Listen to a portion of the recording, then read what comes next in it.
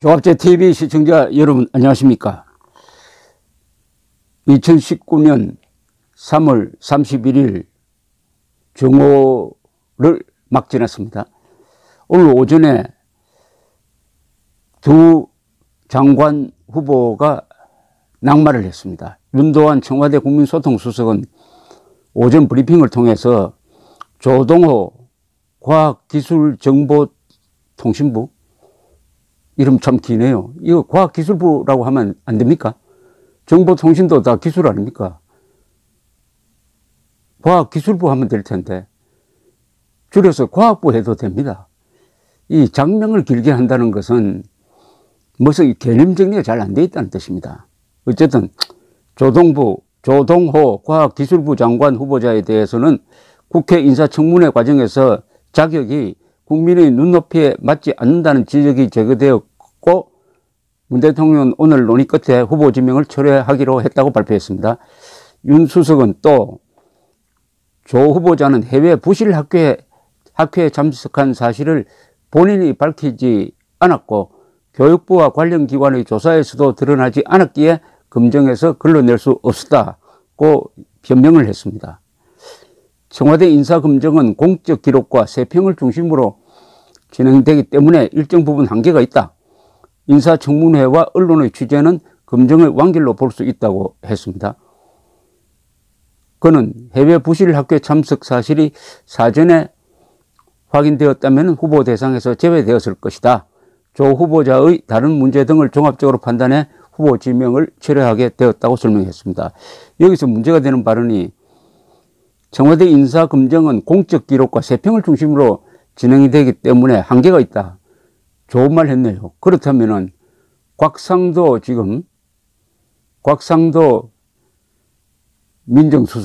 민정수석이 김학의 씨를 법무차관으로 임명할 때 왜 검증을 잘 못했느냐 등등에 대해서 지금 수사 대상에 올라 있습니다. 또 당시 황교안 법무장관에 대해서도 왜 김학의 차관의 임명을 막지 못했냐는 식으로 막 정치 공세를 펴고 있는데, 당시에 김학의 차관은 수사가 진행 중이지 않을 때였어요. 다만 내사만 진행 중일 때였습니까? 곽상도, 황교안 두 사람이 알 수가 없었다는 변명을 이 윤도한 씨가 대신해주고 있습니다. 공적 기록과 세평을 중심으로 한다면은 김학의 씨의 법무차관을 막을 방법이 없었습니다. 참 자신을 변명하다가 황교안, 곽상도까지 보호를 해주는 논리가 되고 말았습니다. 청와대는 또 최종호 국토부 장관 후보자는 자진 사퇴 의사를 밝혔다. 이렇게 이야기했는데, 조 후보자는 청문회 과정에서 국가연구비로 아들들이 유학 중인 미국 도시를 여러 차례 다녀온 사실 등이 드러났다. 해적 학술단체로 지목되어 온 인도계 학술단체 관련 학회에 참석한 것으로 확인되었다. 그리고 최 후보자는 청와대의 장관 내정 통보를 받은 뒤 살고 있는 집을 딸 부부에게 분산 정리하여 월세로 전환하는 임대차 계획을 마련 사실이 드러났다. 본인과 배우자 명의로 주택 3채를 갖고 있다. 그리고 세종시에는 펜트하우스급 복층 아파트 분양권을 갖고 있다.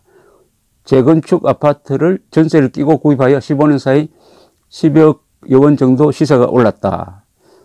근데 이 두 사람의 후보 사퇴에 대해서 여론의 반응은 좀 냉담합니다. 조선닷컴에 실린 내용 중에는 거의 비슷해요.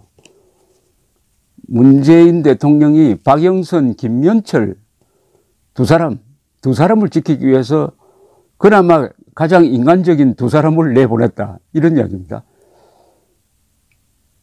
박영선, 김현철, 가장 문제가 많은 두 사람이 나가야 하는데 그 두 사람을 지키기 위해서 두 사람을 내보냈다. 특히 이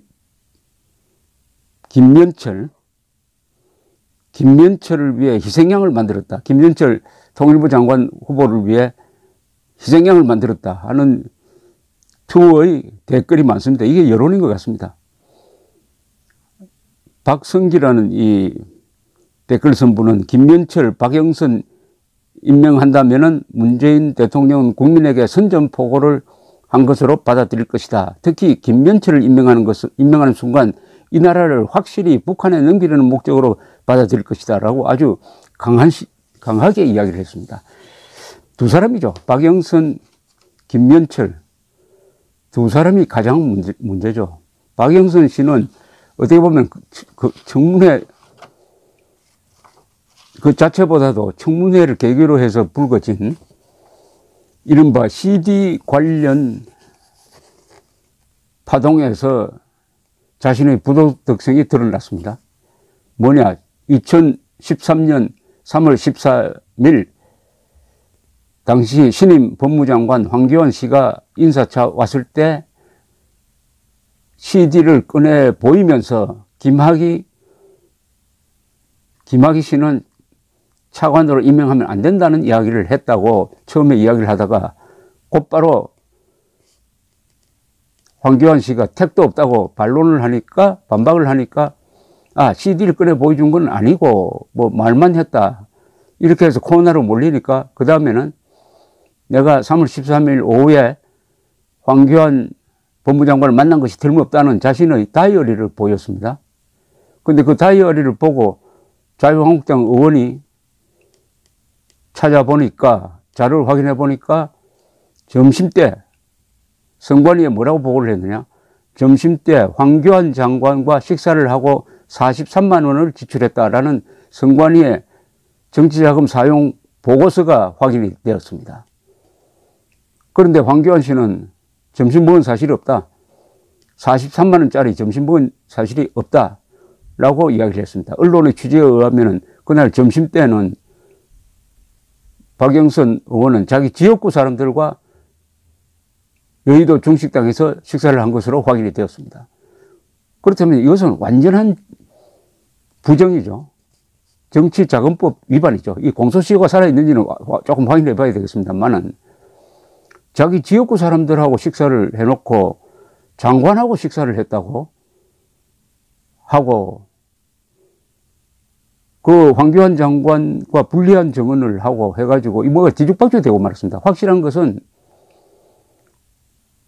거짓말로 선관위에 보고를 한 거죠. 거짓 보고입니다.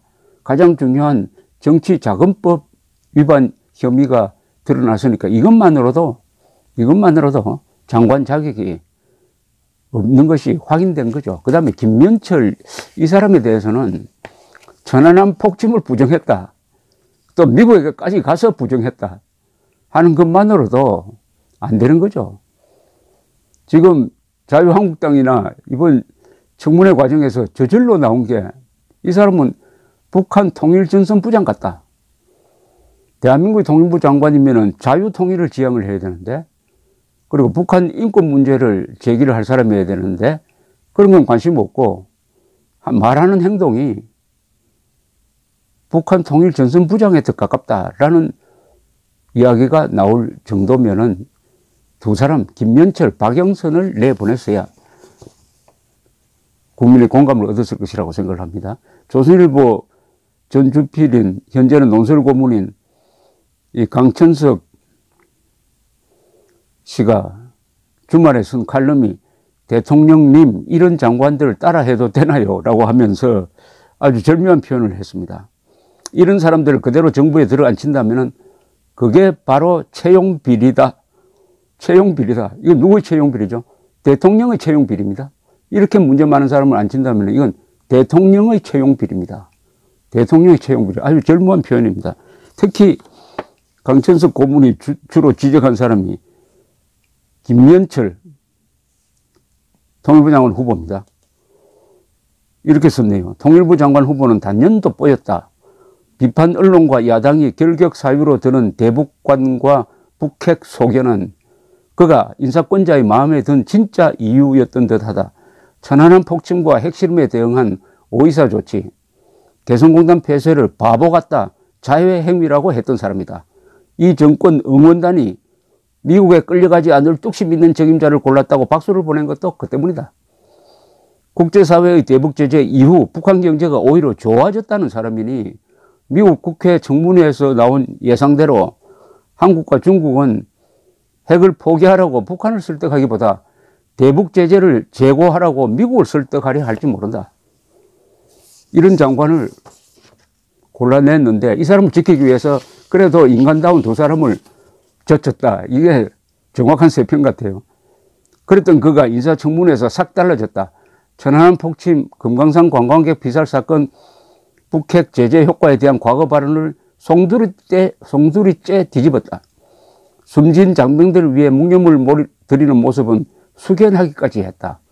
북한의 인권 유린 실태를 몇 가지 들어보라는 요구에는 끝내 함구하며 소신을 지켜냈다.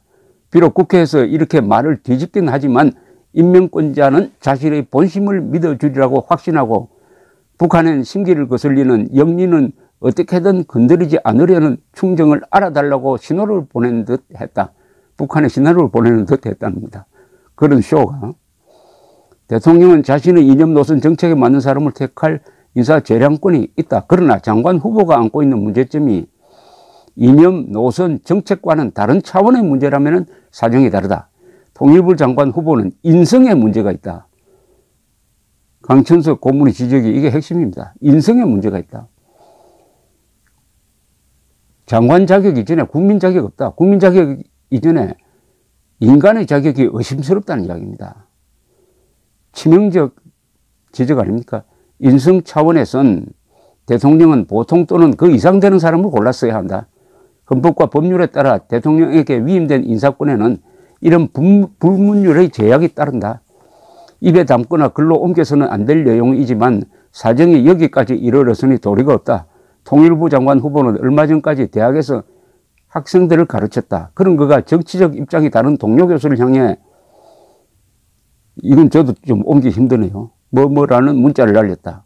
자기보다 20살도 더 위인 선배 정치인을 씹다 버린 껌이라고 부르고 전직 대통령을 여론 따라가다 X된 사나이, 위대한 CBA 각하만세, 상스러운 말을 입에 달고 다니는 사람이다. 쉰 넘은 대학 교수의 정상적 운동이랄 수 있겠는가? 자식을 키우고 손자를 본 입장에서 인명권자가 판단할 사항이다. 다만 결정을 내리기 전 장관님을 따라해도 될까요? 라고 묻는 이 나라 초중고등학생들 운동자는 떠올려봐야 한다. 그렇습니다. 장관 되기 전에 국민 되어야 되고 국민 되기 전에 사람 되어야 합니다. 감사합니다.